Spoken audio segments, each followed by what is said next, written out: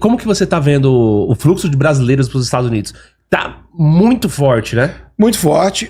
Uma das minhas empresas lá ajuda no processo de expatriação. De imigração. E essa questão do Trump, não mudou nada? Mudou pra caramba. Todo mundo que estava com um projeto de mudar para fazer o projeto de expatriação para ir para os Estados Unidos, reativou a vontade, o movimento de expatriação aumentou então muito. aumentou. Aumentou demais. Demais. Eu cheguei lá no primeiro governo Trump. Cara, por isso que eu falo, você que está em casa, não acredite no que você está vendo. Eu moro lá. O primeiro governo Trump foi excelente, sobrando vaga de emprego, economia punjante, tudo. Pena que deu no final a pandemia. A pandemia estragou. Mas é maravilhoso. E agora as perspectivas são melhores ainda. Entendeu? Então você que tem um plano de ir para lá, vá mesmo. Porque se você puder ir, vá. Porque, então assim, aí você liga a televisão, que eu como falo também de geopolítica nos meus canais, domingo eu faço minhas lives, eu tenho que estar olhando tudo. Cara, é deplorável o nível que chegou essa falência de tentar deturpar uma realidade, pegar uma realidade. Eles querem saber mais do que a gente que mora lá, entendeu? A sensação, a percepção, eles nunca vão conseguir. No primeiro voo que chegou, meu Deus... Trump tá mandando os brasileiros acorrentados. Gente que tá lá há 30 anos, que tem família. Gente, não acredito em nada disso. O que aconteceu foi que as pessoas que têm ficha corrida criminal... Você imagina um avião com 40 pessoas que têm ficha criminal. Eles vão sem nada? Não. Aqui quando prende uma pessoa, não vai no camburão? Vai com algema ou vai com um ramalhete? Né? Não tem como, cara. Vai... Segurança da tripulação, tem critérios, entendeu? Então é isso, é o país que tem lei, cara.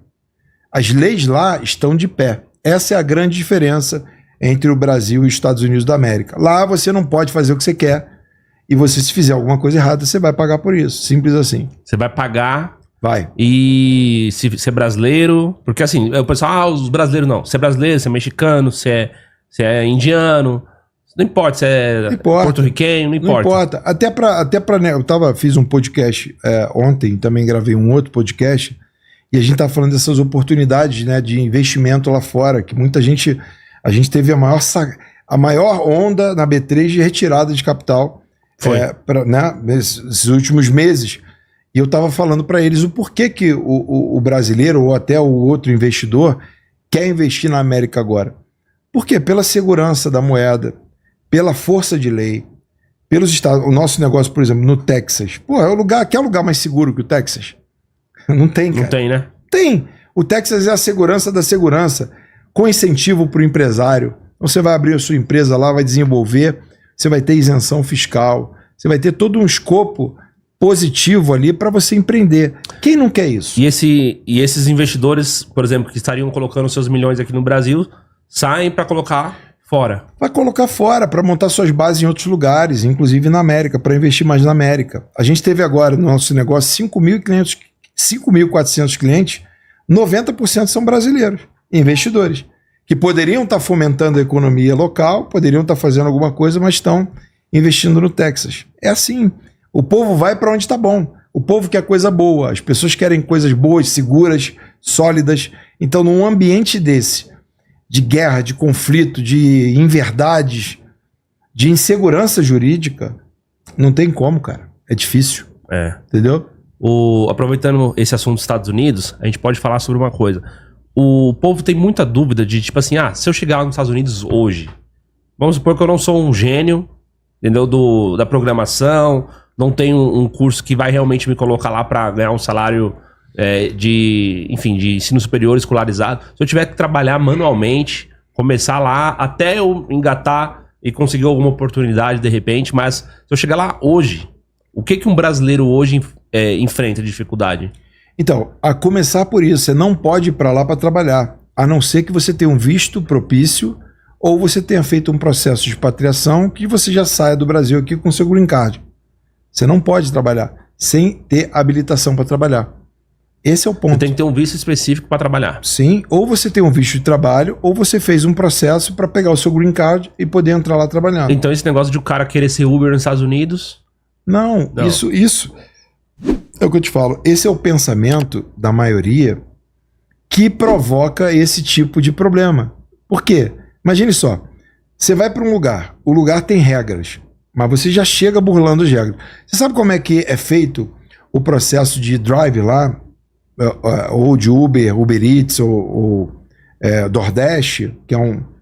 As pessoas que não têm documento, elas compram essa conta do Uber, isso aqui, provenientes de Social Security, ou de pessoas que morreram, ou de pessoas que estão aposentadas. Então você vai dizer para mim que isso não é ilegal, não é uma fraude, não é um crime? Mas essa é a realidade. Entendeu? O cara não pode trabalhar porque ele precisa ter um Social Security, que seguiria o nosso CPF. Eu entendi, mas o que o cara, ele aluga, por exemplo, ele aluga não, eu ele trabalho... compra de uma empresa. Tem uns caras lá que vendem isso, se eu não me engano, $500. A gente sabe porque te lida com expatriação há 6 anos. Tá. As histórias vêm, né?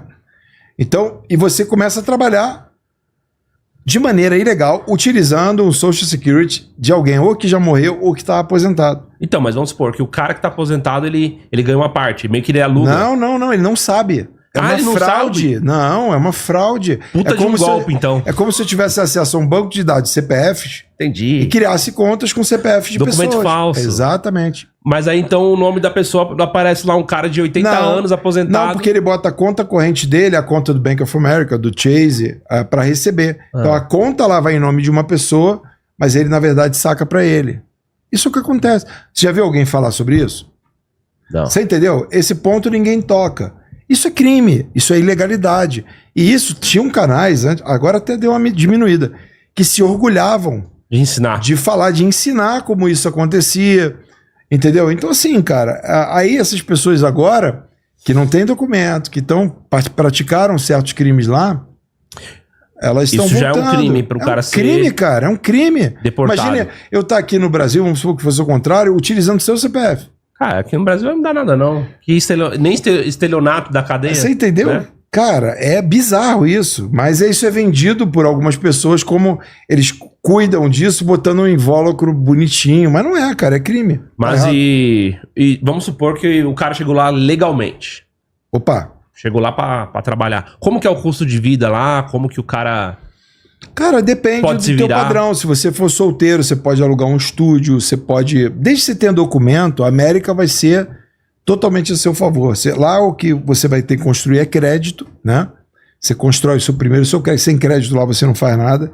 Não adianta chegar lá com dinheiro se você não tiver crédito. Tem que construir o seu crédito. E você, com documento de trabalho, você pode, cara, buscar no mercado aquilo que melhor você queira fazer. A América está aberta. Mas e se esse cara, por exemplo, chega legalmente e ele tá entregando... Comida, mas, tipo com iFood. visto de trabalho, não tem problema nenhum. Problema nenhum. Mas quanto que ele ganha, mais ou menos? Ah, cara. Um exemplo. Eu não tenho noção muita, mas um Uber lá, Um Uber. 3,5, 4 mil dólares, por aí. 4 mil dólares? Mês.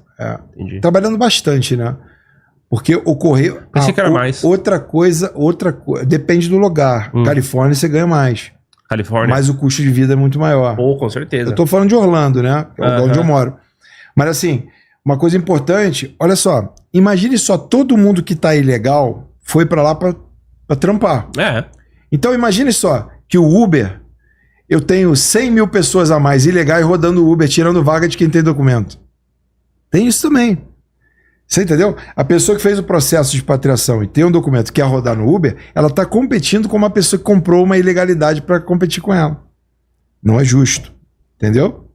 Então, essa correção precisava acontecer de uma hora ou outra. Né? Naturalmente. É, isso aí. Não adianta vir fazer ginástica mental e dizer que não, porque... Pô, sabe quanto é que é para atravessar, um coiote atravessar uma pessoa? Cara, me falaram que era coisa de 150 mil dólares. 20 mil dólares é o mínimo. Sabe quanto é um processo de expatriação?